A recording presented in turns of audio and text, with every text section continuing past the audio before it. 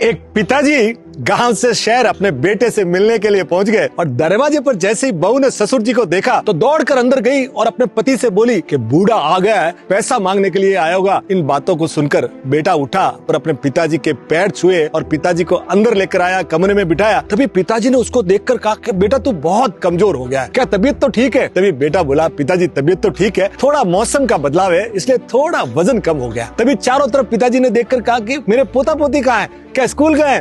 तब बेटे ने कहा नहीं पिताजी आज छुट्टी है, थोड़ा बाहर खेल रहे हैं। तभी दोनों पोता पोती खेलकर अंदर आए और अपने दादाजी के गोद में जाकर बैठ गए। दादाजी ने खूब प्यार किया और इतने में बहू ने अंदर से चाय बनाई और अपने ससुर जी को दी। पहला घूंट पीते ही उनको पता चल गया कि ये नेचुरल दूध की तो नहीं है, ये कोई पाउडर के दूध की है। और 2 घूंट चाय पीकर कप को पलंग के नीचे सरका दिया और अपने बेटे से हालात पूछने लगे। तभी बेटे ने कहा ठीक है पिताजी, सब कुछ अच्छा चल रहा है। पर पिताजी ने अपने पास बुलाया तो वो सकपकाता हुआ आया और जमीन पर ही बैठ गया और गर्दन भी ऊंची नहीं कर पा रहा था क्योंकि हालात उसके बहुत ज्यादा खराब थे। उसको ये डर लग रहा था कि कहीं पिताजी उससे पैसे नहीं मांग ले। और यही बातें सुन रही थी गेट के पीछे छुपी हुई बहू की, यदि आज बूढ़ा पैसा मांगेगा तो इनसे जवाब नहीं दिया जाएगा तो मैं ही जाके आज जवाब दे दूंगी। वो सोच ही रही थी कि तभी पिताजी ने कहा बेटा सब कुछ समझ जाता हूँ, बाप हूँ तेरा, तेरी माँ रोज मुझे कहती है कि मेरे बेटे और बहू पोते पोते के समाचार लेकर आओ। 4 महीने से कोई समाचार नहीं आया तो बहुत ज्यादा घबरा रही थी, इसलिए मुझे आना पड़ा। काम तो घर में बहुत फैला हुआ है, मजदूरी नहीं मिल रहे हैं, फसल की कटाई चल रही है और मुझे वापिस शाम की ट्रेन से जाना है। पर बेटे ने कोई जवाब नहीं दिया। पिताजी ने अपने कमीज के अंदर वाली जेब से 500 रुपए की 2 गड्डियां निकाली और अपने बेटे की तरफ हाथ करते हुए कहा बेटा ये लो, अब की बार अपने चने की फसल अच्छी हुई है, घर में मजे हैं, कोई तरह की कमी नहीं है। तेरे हालात बहुत ज्यादा खराब दिख रहे हैं, कमजोर बहुत हो गया है, कुछ खा लेना, बच्चों को भी अच्छे कपड़े दिला, अच्छे स्कूल में एडमिशन करवा और बहू को भी अच्छे डॉक्टर को दिखा दे। हम तुम्हारे लिए ही तो कमा रहे हैं, अगर तुम ही अच्छे नहीं रहोगे तो हमारे कमाने का मतलब क्या निकलेगा? और यदि तुम्हारा यहाँ काम नहीं चल पा रहा है, शहर में धंधा नहीं चल रहा है तो गाँव लौटा, अपने कोई कमी नहीं है, अपने पुश्तैनी खूब जमीन है, उसमें कमा कर खा लेंगे। तभी उसके आंखों में आंसू गिरने लगे और वो पिता की गोद में सिर रखकर रोने लगा। तभी पिताजी बोले जब तक मैं जिंदा हूँ ना तब तुझे आंसू गिराने की जरूरत नहीं है।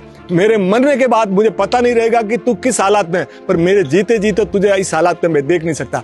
तभी पिताजी ने बेटे को गले लगाया और अपने गांव की ओर निकल पड़े। ये जाते जब बहू सुन रही थी तो वो हक्की बक्की रह गई कि उसने भी इस दृश्य को देखकर उसकी आंखों में आंसू निकल पड़े। वो क्या समझ रही थी और वो क्या निकले। तो कई बार है ना साहब, अपने तो अपने होते हैं।